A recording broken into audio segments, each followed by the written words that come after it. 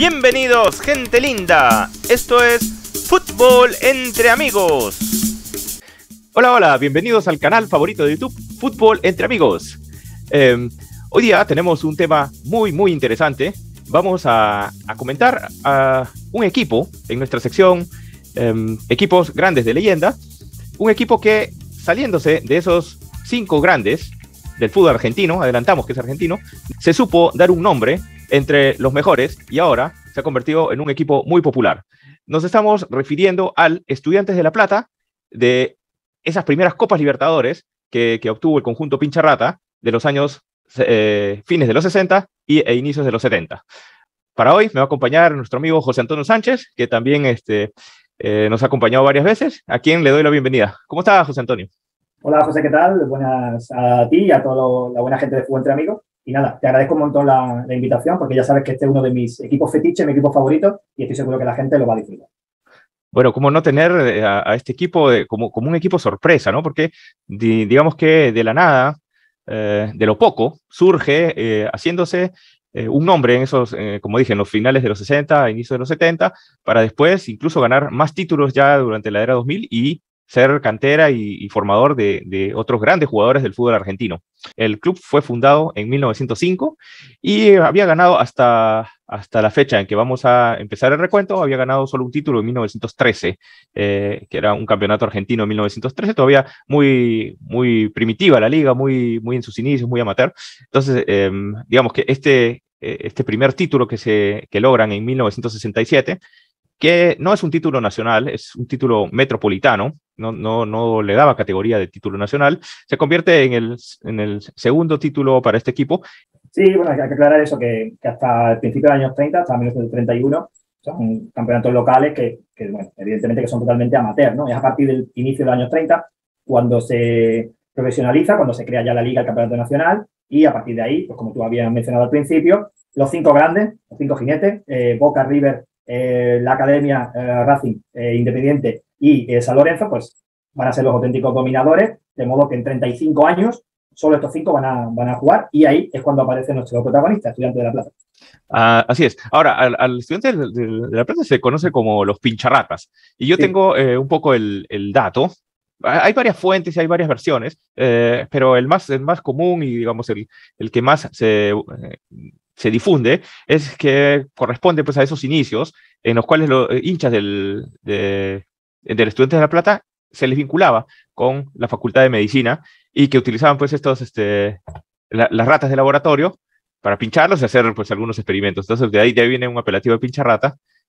Otra versión dice que pues los barrenderos de la facultad eran también hinchas de Estudiantes y que utilizaban pues los trinches para pinchar y matar las ratas limpiando la Facultad de Medicina. Y bueno, también bueno, aparte de que el Club de La Plata está cerca de uno de los hospitales más populares, creo que el de la Paternal, y precisamente ese es el hecho por el que Bilardo, que es uno de nuestros cadenas para llegar cerca de nuestros tiempos, pues ese es el motivo por el que él elige jugar en el Estudiante de La Plata. Y también hubo otro estudiante de biología, como fue el doctor Madero, que luego fue médico de la selección y que falleció hace relativamente poco. Pues bueno, muchos de estos jugadores formaron parte de la facultad y bueno, por ahí evidentemente es el sobrenombre. Ahora, si no me equivoco, dentro de poco debería estar saliendo una serie de televisión en una conocida plataforma sobre el doctor Carlos Salvador Bilardo, toda su historia. No sé si tocarán la historia desde sus inicios en Estudiantes como jugador, que dicho sea de paso, fue un buen jugador. Vamos a ver qué cosas nos trae esa plataforma con respecto a Carlos Salvador Bilardo. Pero Carlos Salvador Bilardo, como dijimos, fue uno de los jugadores de ese gran Estudiantes, pero el verdadero ingeniero de ese Estudiantes de La Plata, que vamos a tratar desde el año 67 más o menos hasta el año 71, el verdadero ingeniero de ese equipo fue Osvaldo Subeldía. Sí, señor. A la gloria no se llega por un camino de rosas. Una frase bastante apropiada para todos los que tienen estas dificultades como equipos pequeños, ¿no? Esencia del bilardismo pura y dura, esa frase. Y bueno, sí, Osvaldo Subeldía, que bueno, también tiene sus detractores y sus admiradores en Argentina, como este equipo de Estudiantes también lo va a tener. Bueno, pues fue un innovador, evidentemente, porque en esa fecha tampoco los entrenadores estaban muy profesionalizados, y podemos decir que es el primer gran profesional que llega al fútbol argentino, pues dotando de medios que ahora, bueno, pues nos causaría esta risa, ¿no? Bueno, de el balón parado, la táctica, el estudio del rival, cuando, imagínate, años 67, ni vídeo, ni DVD, ni nada, ¿no? Pues ahí estaba el bueno de Pablo Suberdía. Y también, evidentemente, es el instigador, el inspirador de ciertas tácticas, de algunas de dudoso ética, ¿no?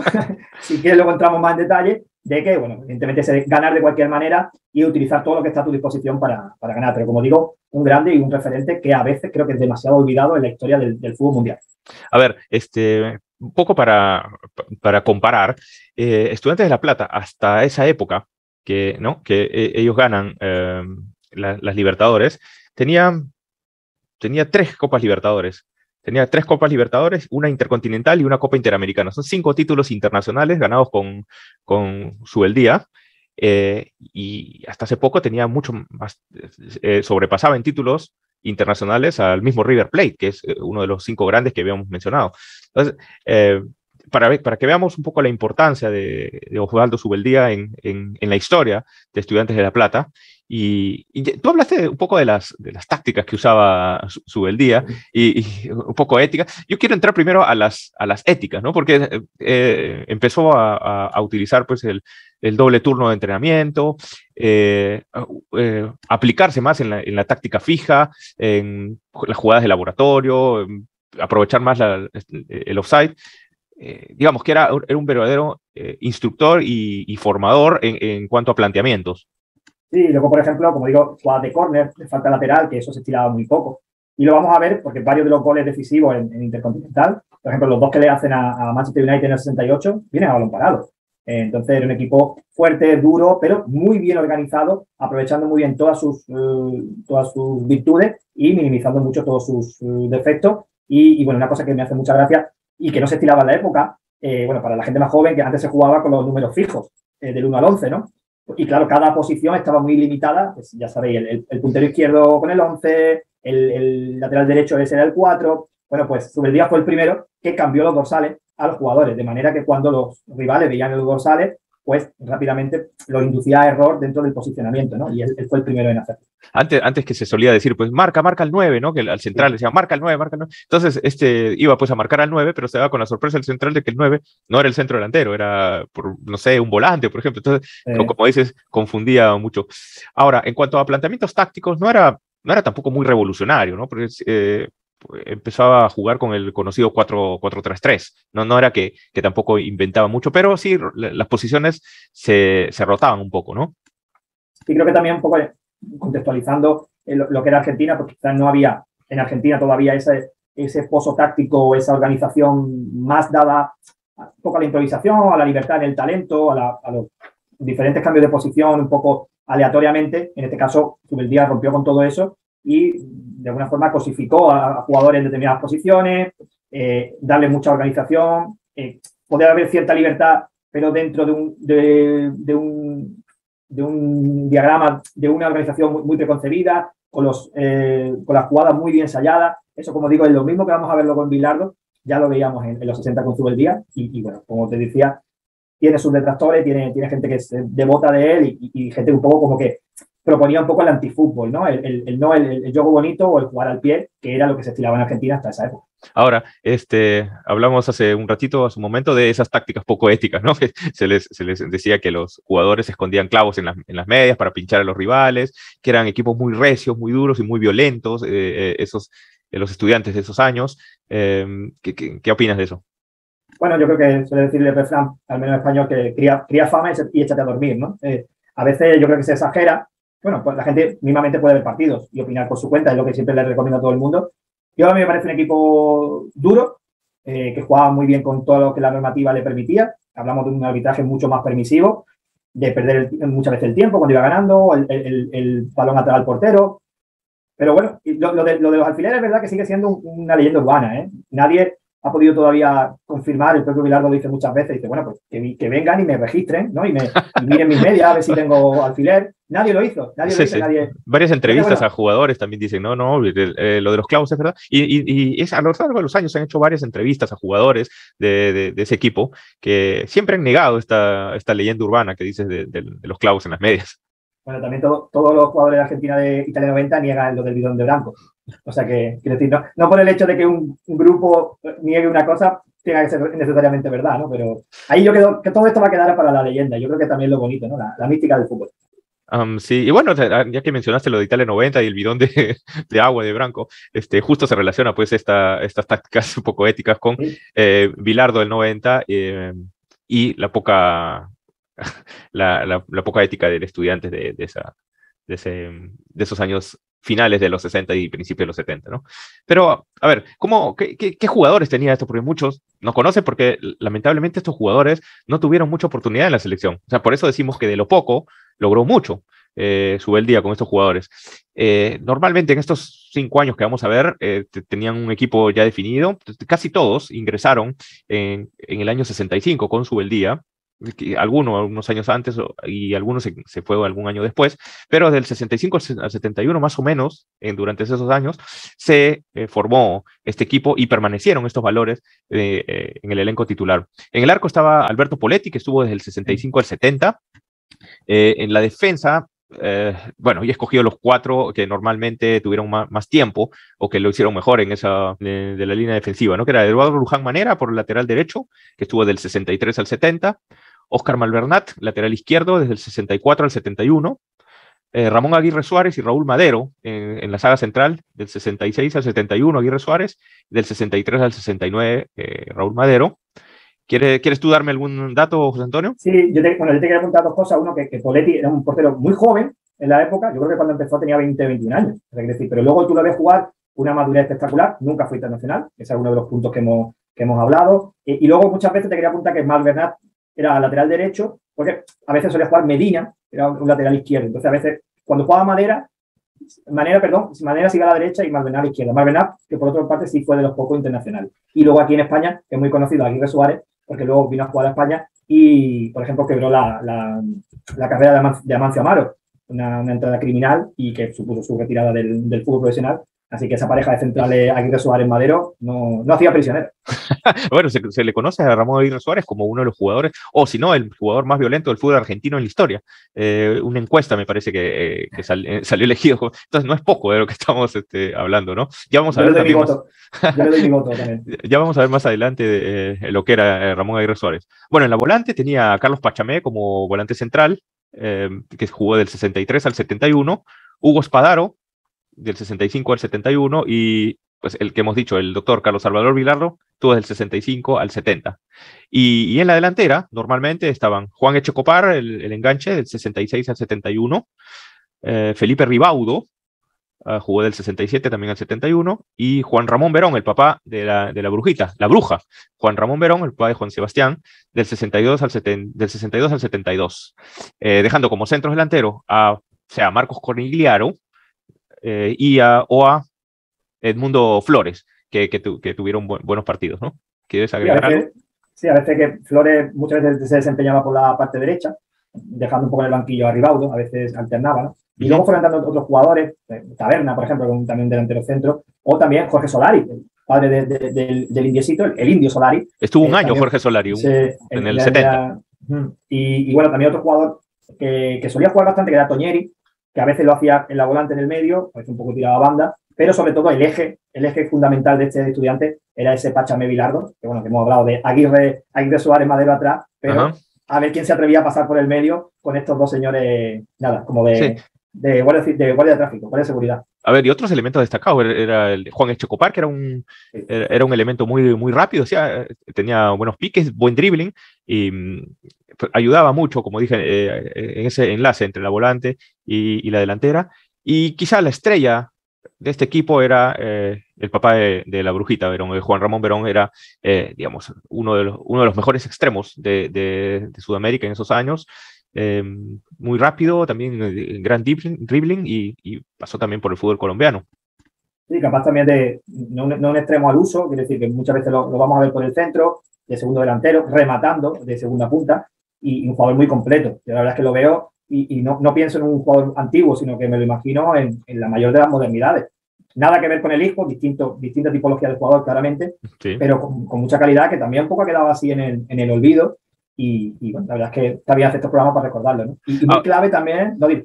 No, digo, como dicen, han quedado un poco en el olvido porque casualmente las participaciones que han tenido con la selección nacional no fueron, no han sido muchas y no fueron en instancias, no, en Copas del Mundo o en Copas Américas, sino se redujeron pues más a partidos amistosos, ¿no? El que más partidos tenía, creo que era el Cacho Malvernat, con 14 partidos, casi todos amistosos. Pachamé participó en una eliminatoria hacia México 70, casualmente jugó contra Perú esa eliminatoria. Y bueno, los demás no tuvieron participación por varios factores. Varios factores. De repente, uno es por las preferencias de los técnicos de la selección nacional. Subeldía fue entrenador de la selección nacional, nos olvidamos de mencionar. Subeldía fue entrenador de la selección en el 65 para las eliminatorias del 66, pero tuvo muy poco tiempo. La AFA no le aprobó los métodos que utilizaba pues, Subeldía, la rígida disciplina y de repente una que otra por ahí artimaña, ¿no? La AFA no lo aprobó y lo terminó sacando muy prontamente. Demasiado pronto, ¿no? Yo creo que el método, bueno, para este tipo de entrenadores, ¿no? Que podemos extrapolarlo más cercano en el tiempo, pues no sé, Mourinho, por ejemplo, ¿no? Que sería una comparativa del siglo XXI, ¿no? Pues este tipo de entrenadores que exigen mucho al club, exigen mucho a los jugadores, pero bueno, que luego se quedan de manifiesto los resultados, ¿no? Entonces, bueno, ellos también se genera una corriente anti-estudiante y anti-Zubeldía, que también va a ser el germen de lo que luego vamos a vivir con Bilardo y Menotti. O sea, que quiere decir que la historia se repite y un poco el origen de aquello viene por aquí, porque claro, este equipo también despertó muchas envidias, muchos celos y mucha reticencia en el propio fútbol argentino de los equipos y de los clubes que venían, primero porque eran los grandes y segundo porque jugaban a otra cosa. Te puede gustar más o menos. Eso ya está dentro del Argentina, en esa época Argentina tenía mucho material futbolístico, muchos jugadores que podían claramente suplir con mejor opción, digamos, a otro nivel de juego, ya no al estilo Estudiantes, y quizá también por eso los jugadores no fueron tan convocables a la selección.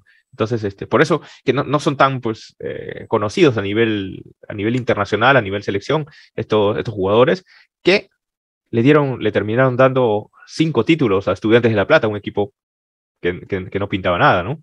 Sí, pero a nivel individual de verdad que no te seducen en los nombres, eso es lógico, ¿no? Y como tú dices, y en el resto de equipos argentinos sí los había, ¿no? Pues, no sé, pues si tú me tienes que elegir entre Madero y Perfumo, pues probablemente te quedes con Perfumo, ¿no? Si tienes que elegir entre Bilardo y, no sé, y Brindisi, pues probablemente, o Ratín, pues probablemente te quedas con Antonio Ratín, ¿no?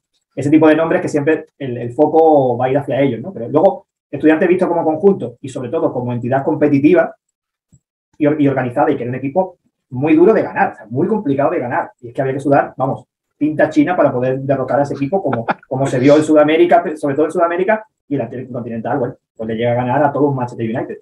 Sí, ahora, no sé qué curiosidad pasa por ese equipo que a nivel internacional daba muchísimo más que a nivel local. A nivel internacional prácticamente ganaba todo lo que jugaba y a nivel local se le complicaban las cosas. Por ejemplo, ¿no? Sí. A ver, hablamos de este equipo desde el 64 al 67. En el 64 queda 14avo de 16 equipos y salva el descenso. En el 65 entra Subeldía y queda sexto. O sea, está todavía un poco lejos. Después de los 5 grandes queda Estudiantes de La Plata, ¿no? Sexto, ¿no? En el 66 queda séptimo en el campeonato. Y bueno, después en el 67 ya es otro cuento. Sí, tardó en arrancar el proyecto. De todas formas, eso, tú mencionabas antes, la mayoría de jugadores llegaron nuevos en el 65 y entonces había que armar un bloque, ¿no? Era un proceso que no sé si igual los directivos lo tenían claro o bueno, le dieron carta blanca a Zubeldía y hizo el deciso como pudo y como supo, ¿no? Y luego también que hasta el 67 no va a florecer, ganando por fin ya el torneo metropolitano y siendo campeón desde el profesionalismo por primera vez, ¿no? Pero es cierto que luego en el resto de años no le vamos a ver, en 68 es verdad que hace segundo y el resto de años no le vamos a ver competir realmente por el campeonato local, ¿no? Lo cual, es lo que tú dices, choca bastante. Así es, en el 67 Estudiantes de La Plata logra llegar a la Copa Libertadores, a su primera Copa Libertadores, no por ser el campeón del Metropolitano, porque no daba acceso a la Copa Libertadores, sino por ser subcampeón del torneo nacional. Bueno, para hablar un poco del Metropolitano que gana Estudiantes, ellos le ganan en la final del Metropolitano 3-0 a Racing, que días después tenía que jugar la final de la Libertadores contra el Nacional de Montevideo. Entonces, bueno, se puede pensar, ¿no? Le ganaron a a Racing. Estudiantes le ganó a Racing porque estaba pensando en esta final de la Libertadores, y el Metropolitano realmente no es que le interesaba mucho, no le daba mucha acceso a nada. En cambio, ser campeón de la Libertadores le aseguraba un cupo en la siguiente Libertadores a Racing. Entonces, sí, y el prestigio, ¿no? Evidentemente el prestigio es mayor, ganar la Libertadores. sí, y Racing es campeón ese año de la Copa Libertadores, el equipo de José, recordado equipo de José, ¿no? Pizzuti. De Pizzuti, exacto. Bueno, de todos modos, ese 3-0 con el que le gana Racing en la final, perdón, Estudiantes a Racing en la final del Metropolitano, cancela un poco esa fama de que era un equipo sin gol, que era un equipo solo rudo y que no tenía fútbol. Bueno, eso es como el relato que tú te quieras creer, ¿no? O que la gente quiera comprar. Como digo, yo creo que era un equipo muy compensado en sus líneas, no exento de calidad, y que por momentos te podía plantear con un ataque que prácticamente con cuatro delanteros, ¿no? Por momentos, ¿no? A veces es verdad que podía tirar con tres extremos, o sea, con dos extremos bien claros, ¿no? Como podía ser Flores y Verón, pero por momentos te podía tirar por parte izquierda a Verón, Echecopar, como bien dice, casi como un moderno, como un 10, ¿no? Como un enganche, Flores o Ribaudo por la parte derecha y con Ignacio en punta. Es decir, no me parece un 5-4-1 súper huraño en ataque y todo defensa, ¿no? Creo que por momentos ese equipo podía jugar bien. Y bueno, como se volvió muy competitivo, pues evidentemente pues chocó con la realeza no solo de Argentina, sino de Sudamérica, ¿no? Entonces yo creo que por un lado sorprendió y por un lado yo creo que también los rivales se asustaron, ¿no? de ver este equipo. 3 equipos argentinos, Independiente como campeón nacional, Estudiantes como subcampeón nacional y Racing como campeón de la Copa Libertadores del año anterior. En la Copa Libertadores, estoy hablando de la Copa Libertadores del 68 ya, ¿no? Sí. Entonces, bueno, Estudiantes, sabes que antes se medían pues por países, ¿no? La Copa Libertadores se jugaba, por ejemplo, en esta Copa del 68 jugó los argentinos contra los colombianos. Es decir, la fase de grupo, ¿no? Primero que la fase de grupo. Exacto. Entonces, la fase de grupos la componían argentinos y colombianos en este año. Hasta, no recuerdo hasta qué año se cambió ese modelo, pero pues el Estudiantes arrasó con todos esos rivales en su primera Copa. Jugó los 3 últimos partidos de local. Ganó los 3 primeros partidos de visitante, al Independiente 4-2, al Millonarios de Bogotá 1-0 y al Deportivo Cali 2-1. O sea, los 3 primeros partidos de Copa Libertadores es inusual arrancar ganando 3 partidos de visitante como lo hizo este equipo. Y solamente le quitaron un punto, que fue el Millonarios de Bogotá en La Plata. Sí, no, el equipo ya competitivo, y a mí sobre todo me sorprende eso que arrasó a Independiente, ¿no? Que todavía seguía siendo un equipo muy importante y bueno, parece que ese equipo evidentemente iba en clarísimo crecimiento y sobre todo con una confianza y una moral pues que le va a llevar pues a las cotas más altas, ¿no? Ok, después en la segunda fase de esta Copa Libertadores se agrupaban entre los campeones de los grupos. O sea, pasaba uno y se agrupaban los campeones en otro grupo más, se hacía otro grupo más, y en esta segunda fase Estudiantes volvió a jugar contra Independiente y le tocó contra el Universitario de Deportes de nuestro querido Marcos Calderón, mi querido Marcos Calderón, Chumpitaz, Chale, Cruzado, Nicolás Fuentes, esa gran generación peruana de los años de fines de los 60 e inicio de los 70. Hay que ver ahí que, sobre todo yo creo que se apoyaban en los partidos en casa, ¿no? Jugar en el Jorge Luis Ilchi no debía ser nada fácil. Bueno, aunque algunas finales se van a jugar en el Campo de Boca, la Bombonera, pero la clasificatoria se me antoja complicado ganar allí, ¿eh? Ahora, Universitario de Deportes, el equipo peruano, fue el primero en ganarle a Estudiantes de La Plata en Copa Libertadores. Bueno, no recuerdo, le ganó 1-0 en Lima, y después perdió 1-0 también en La Plata, pero Estudiantes logró pasar esa fase con 6 puntos, seguido de Independiente, y Universitario se quedó con los 2 únicos puntos que hizo, ganándole a Estudiantes en Lima. Y después vienen pues esas semifinales que eran contra el Racing, campeón de la Copa Libertadores anterior, y digamos que se empezaba a tornar una rivalidad bastante huraña entre ambos equipos, ¿no? Ya se habían enfrentado en varias instancias, en varias opciones. Entonces Racing juega primero de local y le gana 2-0 al Estudiantes. Estudiantes le termina ganando 3-0 de local y logra pasar a esa semifinal para lograr jugar la final contra el Palmeiras. Ya no podemos decir que la victoria 67 había sido por dejadez de Racing o por economizar esfuerzos, ¿no? sino que ya realmente estábamos ante un equipo pues, muy hecho, ¿no? Muy compacto, muy duro y que sabía, sobre todo hay una cosa muy importante que lo hemos mencionado al principio, era que realmente Zubeldía pues, conocía todas las tácticas del rival, se informaba muchísimo cómo llegaban, cómo estaban, ese carácter casi obsesivo, ¿no? Que de nuevo vamos a ver en Bilardo más adelante, pues eso ya lo traía Zubeldía y eso era un plus. Evidentemente, eso no te garantizaba la victoria, pero sin duda ayudaba. Sí, y bueno, sí, y nosotros nos preguntamos cómo es que Estudiantes puede pues, llegar o Zubeldía puede llegar a analizar tan bien, no solamente a los rivales argentinos, sino al Palmeiras en la final también. Sí. En La Plata logran ganarle 2-1. En esa época todavía no se contaba la diferencia de gol, sino simplemente valía la victoria. Llegan a Sao Paulo a jugar contra el Palmeiras, pierden 3-1 en la final de vuelta, a lo cual se tienen que ir a un partido de definición en Montevideo, el cual lo terminan ganando 2-0. Ribaudo y Verón son los que anotan. Ese Palmeiras bastante nombrado, que tenía como estrella a Ademir da Guía, famoso jugador, hijo de Domingos da Guía, ¿no? El zaguero de Brasil de los años 30. Ademir da Guía también brilló con luz propia en esos años, pero el Estudiantes terminó ganándole esa primera final importante y a la vez inesperada.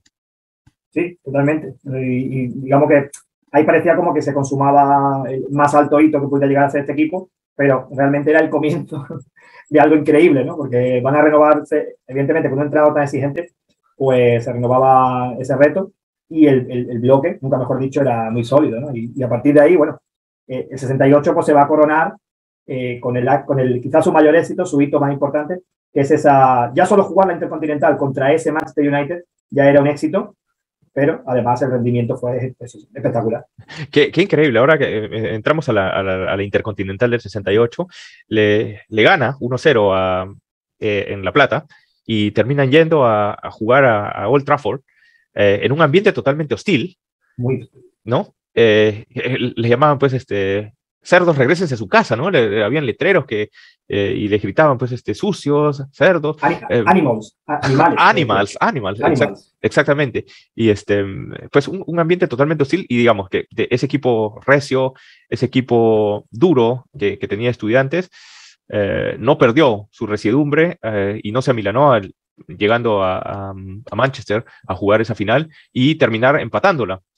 Manchester donde brillaba con su propia Bobby Charlton, Dennis Lowe, George Best, era un equipazo al que se estaban enfrentando y nombre por nombre los tenían que haber destrozado. Sí, Brian Kidd, otro del grandísimo extremo. Sí, Novi Styles. Sí, claro. Otro duro. No era muy estilista. Otro duro.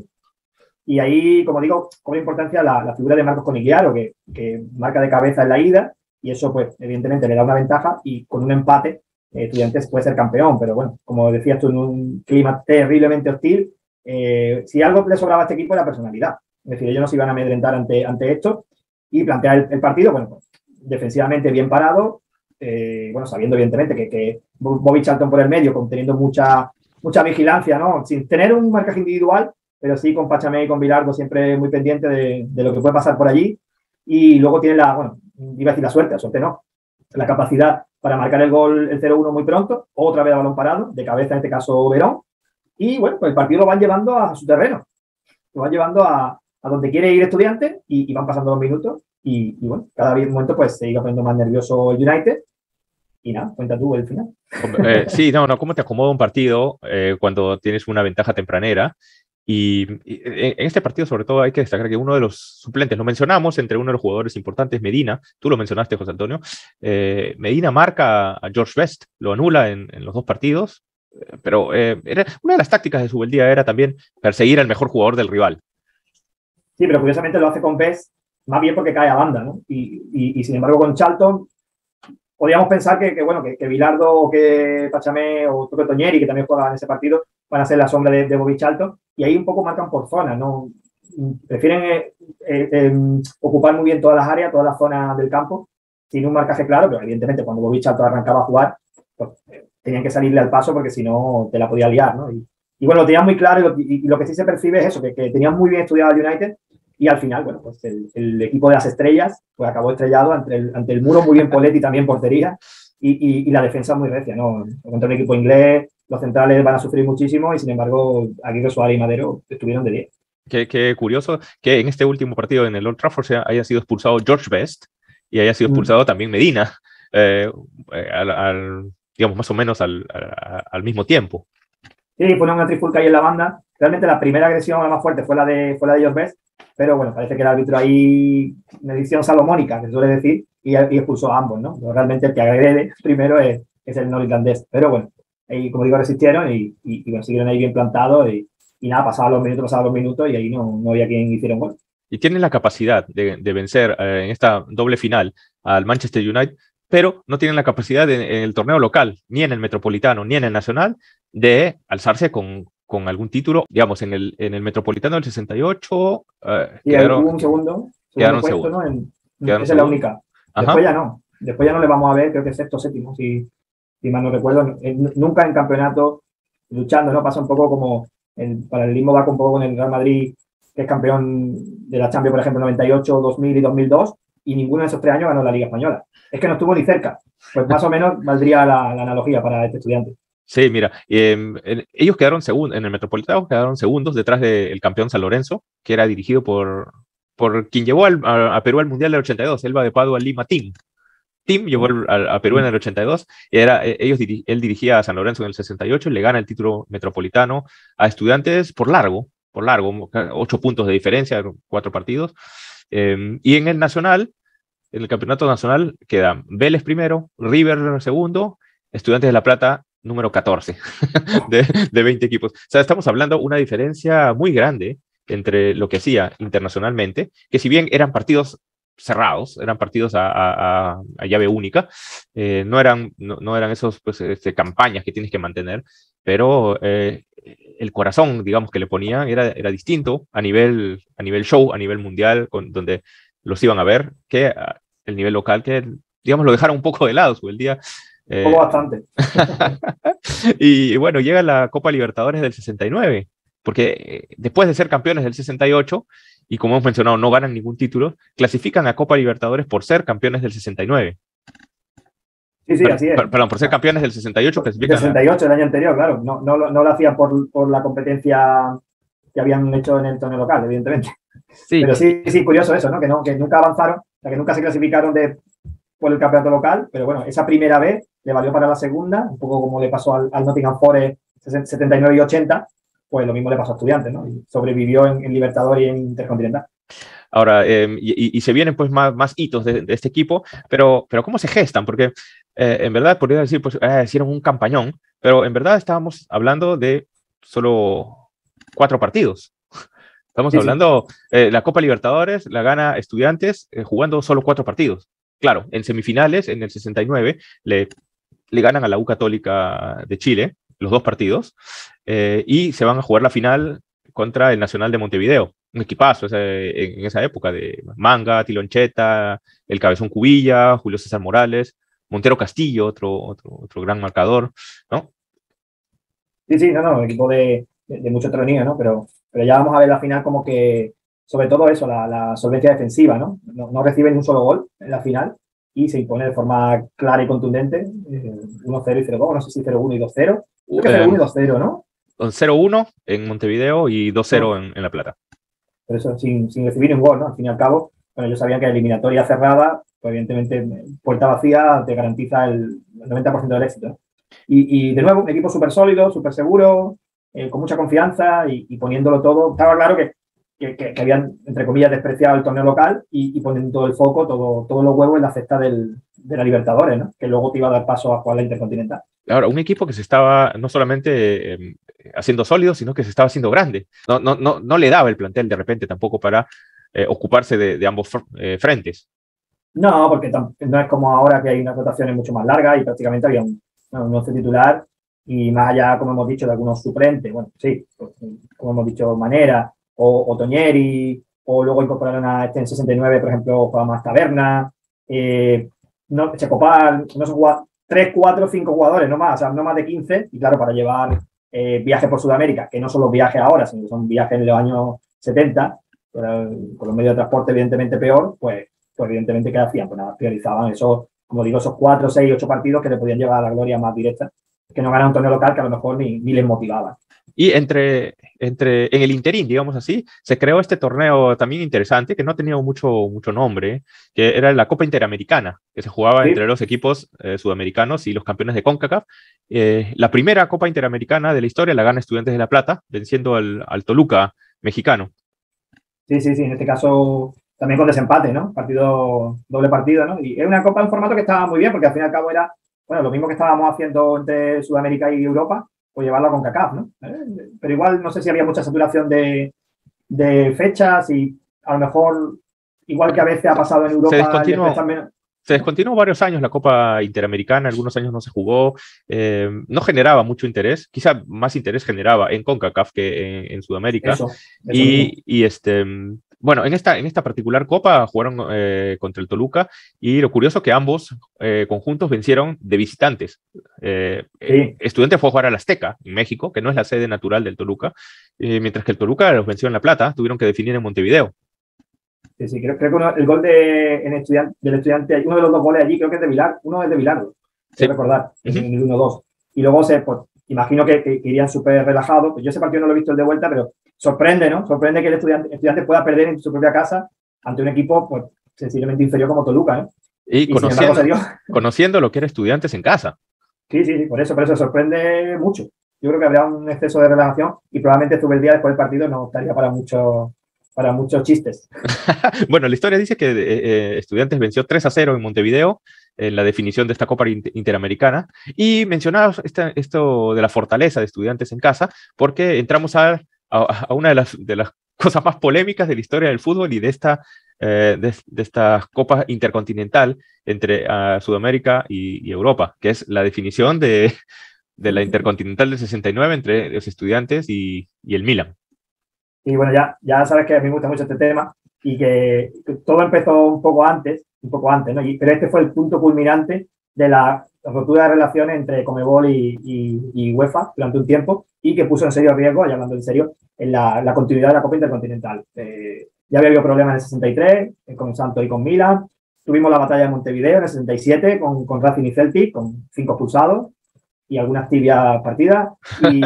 Pero bueno, 68, ya hemos contado cómo su dime y direte con los ingleses y con Estudiantes. Bueno, se salvó un poco el asunto, pero el 69 va a ser la madre de todas las batallas. Venir a jugar a Sudamérica, porque en verdad no era tanto ir a Europa, porque las cosas estaban más o menos ordenadas por allá, pero que los equipos europeos vengan a jugar a Sudamérica se convertían en batallas campales.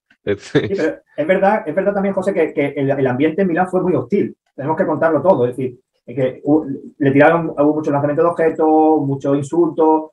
Fue un ambiente duro, realmente la ida. Y yo todavía no acierto a saber el por qué. No sé si todo ya generaba antipatía a este equipo o no sé si es que ellos, un poco los italianos, se habían contagiado del ambiente de los ingleses el año anterior. Lo cierto es que el ambiente del partido fue bastante duro, pero el Milán se lo lleva calentito, se lo lleva 3-0. Es cierto lo que tú dices, que bueno, ese año ya entra el tema de la diferencia de goles. Sí. Claro, porque si no, hubiera habido un desempate. Sí, ese año, en el 69, ya valía en la Intercontinental la diferencia de gol. Y pues el primer partido del Milan, como dices, se lo lleva calientito. 3-0, sin nada que decir, muy superior el conjunto milanés. Un Milan con Gianni Rivera, Néstor Combín, Schnellinger en la defensa. Era un Milan muy poderoso. Ciertamente creo que era menos poderoso que el Manchester del año anterior, pero sin embargo termina sacando, pues sabiéndole jugar a este Estudiantes. Sí, tenía muy buenos elementos, Prati, Sormani, era un equipo, evidentemente, todo giraba alrededor de la figura de Gianni Rivera, ¿no? Y luego atrás estaba muy bien, como tú has dicho, con Schnellinger, ¿no? Como jefe de la defensa, con Rosato. Era un equipo muy, muy bueno que había arrasado al Ajax en la final de la Copa Europa. Y bueno, en el partido de ida, creo que doblete de Sormani y el tercero, que me falla la memoria, no sé si Rivera. Vamos, es un partido que se le pone de cara muy al principio y al final pues lo encarrila y ese 3-0, pues prácticamente eso, que está dando la Intercontinental. Pero creo que nadie esperaba, o ellos no esperaban lo que se iban a encontrar en el partido de vuelta. Bueno, ciertamente Estudiantes lo esperaba ganar de cualquier forma. He leído, ¿no?, que alguno por ahí entró a decir al equipo vencer o morir. y después hasta ahora lo están buscando a esa persona que era parte del gobierno argentino, ¿no? Estaban necesitados de una victoria y los del gobierno argentino trataron, digamos, de cierta forma amedrentar a estudiantes que les exigían la victoria.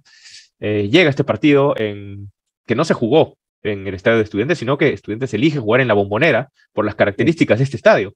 Elige jugar en la Bombonera y pues los milaneses también encuentran un ambiente hostil.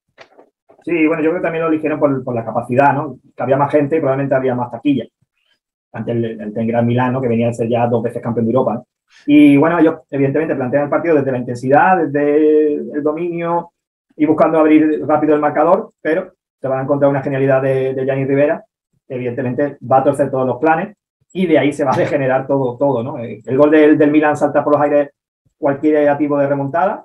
Es cierto que luego ellos van a apretar antes del descanso y van a hacer 2 goles muy rápidos, pero bueno, todavía le quedaban pues, mucha tela que cortar, ¿no? Hacer 2 goles más para forzar el desempate, ¿no? O sea que ya no les dio más. Y la segunda parte, pues nada, se convirtió en un ring de boxeo. En un ring de boxeo. Un campo de fútbol. Bueno, cuenta la historia que desde el inicio ya estaban amedrentando a los jugadores milanistas. Cuentan que Poletti salía a agarrar a balonazos a los que practicaban, a los jugadores del Milan que practicaban. Mientras estaban practicando, Poletti les arrojaba balonazos al grupo. Y después pues, hay un sinfín de jugadas violentas, jugadas duras, que están registradas en el video. Ciertamente no se ven con mucha claridad, pero la historia que cuentan los protagonistas dice otra cosa. Hablan de la salida de Prati en brazos de jugadores, rotura de pómulos y tabique de Néstor Combín. Lodetti también se fue al hospital. Y bueno, hay más fotos que vídeo. Vídeo porque ya para que en el final del partido y todo se desencadena.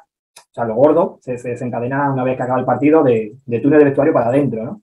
Y luego, curiosamente... Lo impresionante es que el árbitro empezó a expulsar recién a los 72 minutos en el segundo tiempo. Recién empezó cuando las patadas se venían duras desde el inicio. Sí, pasa que ya era, como quien dice, descarado, ¿no? Ya era una tras otra y ya no era fútbol. Es decir, ya iban pues, directamente a hacer daño, a reventar tibias y sin balón de por medio, que por lo menos podía tener una excusa, ¿no? Que era un balón de por medio, pero ya no era eso, ¿no? Y ahí, sin duda, vemos la peor versión de Estudiantes, del equipo que no sabe perder, que se ve rebasado por el rival y que se le va la cabeza. No, y que luego no ayudó a Estudiantes a tener un partido medianamente limpio, porque una cosa que tú lícitamente puedes intentar remontar una eliminatoria, puedes intentar amedrentar al rival, no sería la primera vez, pero a partir de ahí, cuando ya vas minutos 75-80, que ya tienes cuesta arriba, pues llega a esos límites de violencia. Bueno, y eso no es nada comparado con lo que va a venir después. O sea en el minuto 74 se da el primer expulsado, que es Aguirre Suárez, el jugador más violento que hemos mencionado, Aguirre Suárez, que era pilar de la defensa. Se va expulsado y después en el minuto 84 hay un segundo expulsado que es Eduardo Luján Manera. 2 expulsados recién en los últimos 15 minutos del encuentro.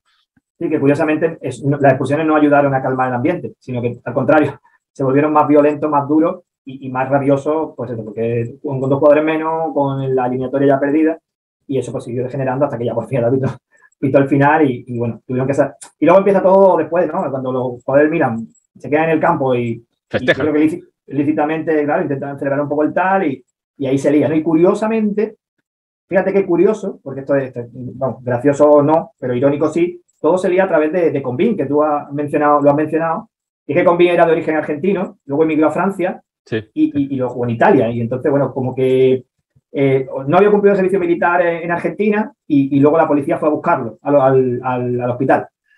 Para arrestarlo, para exigirle que haga el servicio militar, ¿no? Para meterlo preso para que hiciera el servicio militar. Y ahí ya se desencadena todo.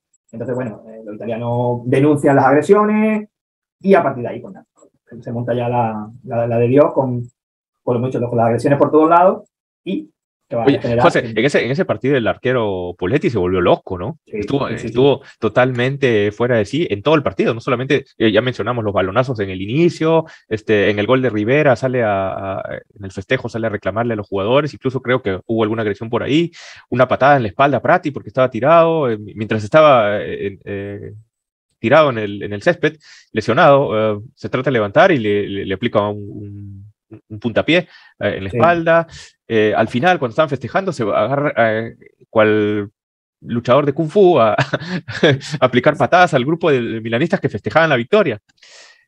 Bueno, esto le valió, también no pasó desapercibido, porque le valió ser suspendido de por vida para jugar. Después se le revocó esta sanción, pero también tuvo pena de cárcel, estuvo 29 días en la cárcel, no solamente él, sino otros dos jugadores del conjunto local. Sí, Manera, los dos expulsados, Manera, Aguirre Suárez y Poletti. Los tres pasaron por la vicaría, ¿no? Pasaron por la cárcel de, ¿cómo se llama el sitio? Ay, se me ha ido el nombre de la cárcel.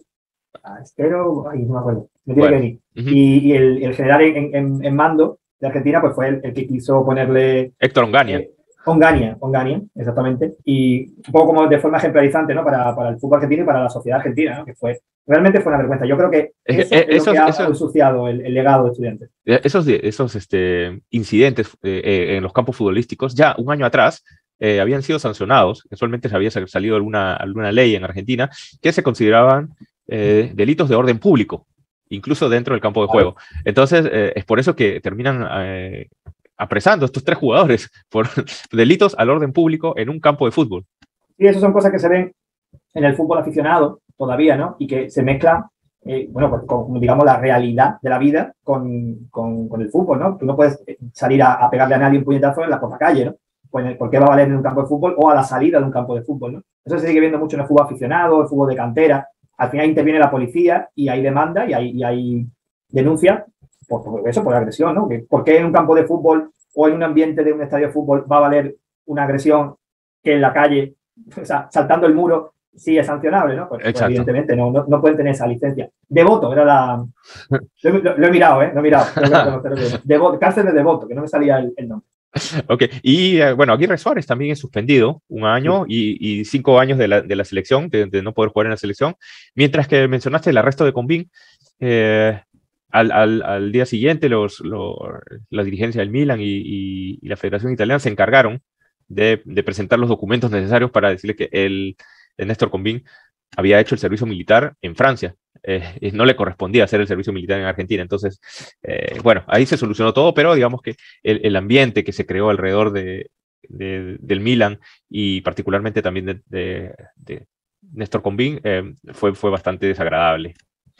Sí, evidentemente no. Bueno, todo partido de la rabia de perder.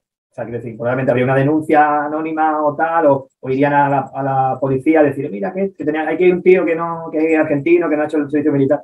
Y bueno, con este evento, con este episodio, termina asociándose, pues, como dijiste tú, ¿no? Asociándose a estudiantes con la violencia, con las artimañas, con poca ética, pero sin embargo era un equipo que jugaba al fútbol y jugaba bien. Después viene la Copa Libertadores del año 70, que como dijimos, el campeón del 69, que era Estudiantes, clasificaba directamente también a la Copa Libertadores del 70, que también la gana en las finales contra otro uruguayo, el Peñarol. Le termina ganando solo por diferencia a un gol, ganando 1-0 en La Plata y empatando 0-0 en Montevideo. Era también un equipo grande, Peñarol, Elías Figueroa, Nilo Acuña, Hermindo Nega. El Estudiantes le supo ganar en las finales a equipos con grandes nombres, con grandes jugadores, en base a la solidez de conjunto.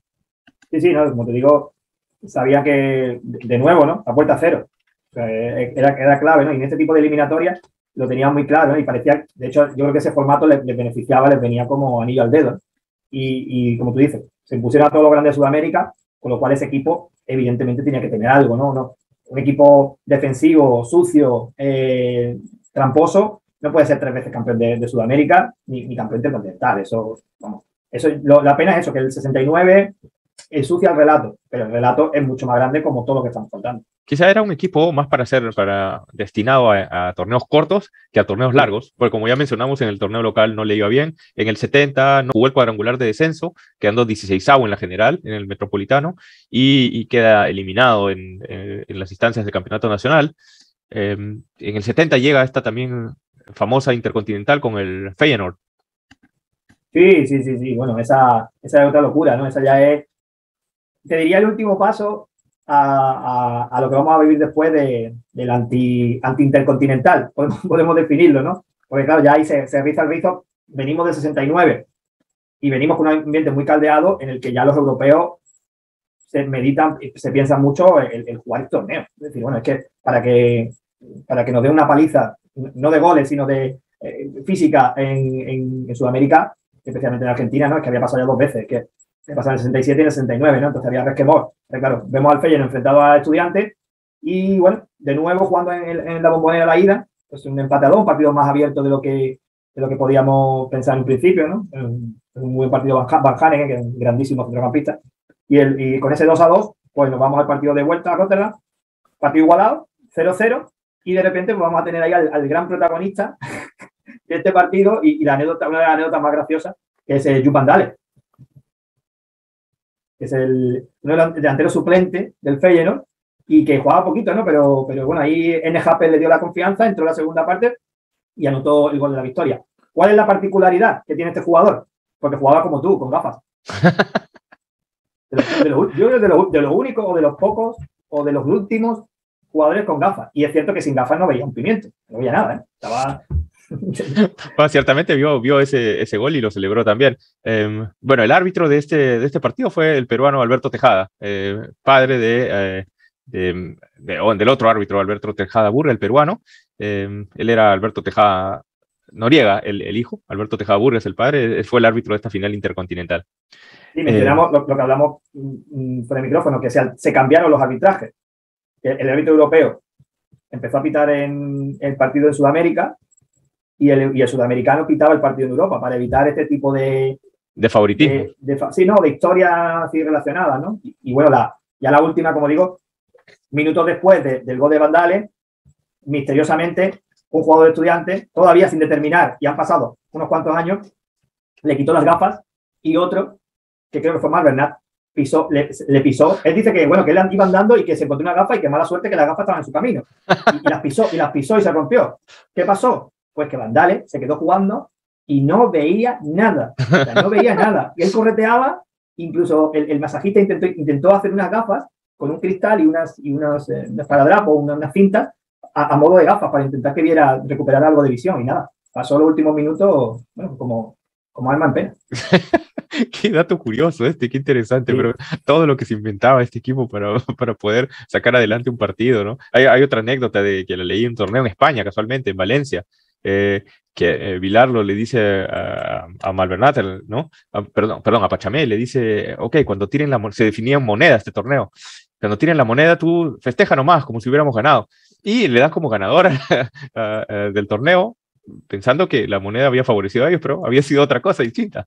O sea, todos esos trucos que salen al final de cuentas, ¿no? Bueno, quería yo agregar que en las Copas Libertadores del 70 y del 69 no participaban los equipos brasileños. Estaban en desacuerdo con el formato y los equipos brasileños no participaron en esas Copas Libertadores. Entonces, de repente se podía pensar, se otorgan ciertas ventajas a este equipo argentino, ¿no? Al Estudiantes y en general a los equipos argentinos para ir adelante en últimas instancias en la Copa Libertadores y sobre todo también si tienes la ventaja de iniciar de semifinales y no en la fase de grupos. Entonces eran Copas Libertadores particulares donde pasaban muchas cosas. Los brasileños vuelven en la Copa Libertadores del 71 y Estudiantes de La Plata ya no la gana. Estudiantes de La Plata por fin, le cortan el reinado de Estudiantes de La Plata, ellos pierden la final. Bueno, la doble final la empataron, ganaron 1-0 a sus rivales de un par de finales de años anteriores, el Nacional de Montevideo, que todavía tenían los mismos jugadores, o conservaban muchos del plantel que jugaron la final del 69 contra los mismos Estudiantes y tenían set de revancha. El Nacional de Montevideo todavía estaba Manga, todavía estaba Ancheta, el Cabezón Cubilla, los que ya mencionamos. Perdieron 1-0 en La Plata y ganaron 1-0 en Montevideo, definiéndose el último partido en Lima, donde Nacional de Montevideo le termina ganando 2-0 al Estudiantes. Y de nuevo, aunque es verdad que al final pierde, sigue siendo igual de competitivo. No hemos mencionado, ¿verdad?, todos los nombres de Romeo, Daniel Romeo, que también se incorporaba ahí al plantel y fue el que hizo el gol en la ida, luego verdad que pierde, y van al desempate, ¿no? Y como tú dices, un uruguayo, un equipo muy técnico. Estaba también Víctor Espárrago, que luego hizo una gran carrera aquí en España como técnico, pero era un jugadorazo, titular en la Uruguay, por ejemplo, que llega a semifinales en el 70, y ya por fin cae, ¿no? Después de 4 años, o sea, 3 años ganando y cuarta final en 4 años, bueno, ya tocaba, ¿no? Y a partir de ahí se acabó. Claro, ¿no? Después de haber hecho... Era difícil imaginar que este Estudiantes podía llegar a ganar 3 Copas Libertadores, por más formatos que le favorezcan. Era totalmente imposible pensar que con esta gente y con las performances del torneo local que hacían, podían lograr 3 Copas Libertadores. Sin embargo lo lograron. Y quiero mencionar que esta última, en el 71, esta última que pierden, ¿no? El ingeniero Subeldía ya no es, el doctor Subeldía ya no era el entrenador, era Miguel Ignomirielo. O sea que ya con la salida, Subeldía los dejó campeones. No sé si Ignomirielo, creo que también fue presidente del club. No sé si era presidente y Subeldía entrenador o que luego también lo fue. Creo recordar. Sí, bueno, ya estaba bien, ¿no? Ya parecía que ese reinado, bueno, de hecho yo creo que demasiado duró, ¿no? Demasiadas veces ganó para el formato de jugadores o para la institución que todavía no era tan grande, ¿no? No era uno de los grandes de Argentina y de Sudamérica, ¿no? Entonces, tiene todo el mérito del mundo, como digo, por eso le estamos recordando también, ¿no? Porque se merece un programa por todo lo que innovó y por todo el éxito que consiguieron, más allá de esta mala fama. Bueno, Subeldía deja en marzo del 71 al Estudiantes, entonces ciertamente ya no puede dirigirlos en la Copa Libertadores. Él va a Huracán y hay una anécdota que él pide, ¿no? Enfrentaban en la primera fecha del Metropolitano Huracán contra Estudiantes y él pide a los dirigentes de Huracán, que no quería dirigir contra Estudiantes porque se sentía un padre contra sus hijos, no los quería dirigir, no los dirige, incluso se rumorea que retrasó la firma de su contrato simplemente para evitar este partido. Termina enfrentando más adelante al Estudiantes, enfrentándose a su pupilo Bilardo, que dirigió a Estudiantes, ¿no? Sí, no, luego, digamos, eso es el germen de la carrera de Bilardo, ¿no? Que luego va a tomar el equipo como entrenador, lo va a llevar también a ganar y a partir de ahí, bueno, empieza otra era, ¿no? Y está claro que conociendo, cuanto más te metes a conocer a Subeldía, acabas entroncándolo indefectiblemente con Bilardo, ¿no? Porque del maestro aprendió muchísimas cosas que luego aplicó. Evidentemente que luego Bilardo, como estudioso no, como loco del fútbol, pues potenció otro tipo de cosas, pero en Bilardo vemos muchas cosas de Subeldía y de ese estudiante. Bueno, no sé si quieres agregar algo con respecto a este equipo. No, bueno, más o menos lo que hemos ido tratando, ¿no? Un equipo que pienso que por momentos ha sido maltratado mediáticamente, probablemente por gente que no se ha aficionado, no se ha animado a conocer la historia o a ver partidos y juzgar por su propio ojo, y más bien se han dejado llevar por la sabiduría popular o por medias verdades que se cuentan en el fútbol, que un día podemos hacer recopilatorio de muchos de ellas, leyendas urbanas, como esto de los alfileres y cosas así. Y bueno, realmente, pues bueno, evidentemente un equipo que tiene sus defectos, que tuvo sus momentos bajos, pero como hemos contado, un equipo muy bien organizado, muy trabajado, que reinó en Sudamérica y que pudo ganarle la Intercontinental a todo un Manchester United. Así que nada, nos quitamos el sombrero ante Subeldía y sus muchachos. Bueno, quiero recordarles que si les gustó pues este video, denle like, se suscriban a nuestro canal de YouTube Fútbol Entre Amigos, compartan nuestros videos con todos sus amigos en todas sus redes y pues con nosotros será hasta una nueva oportunidad. Gracias, José Antonio, por tu participación. Chao, ya nos vemos a la próxima. Hasta luego. Chao.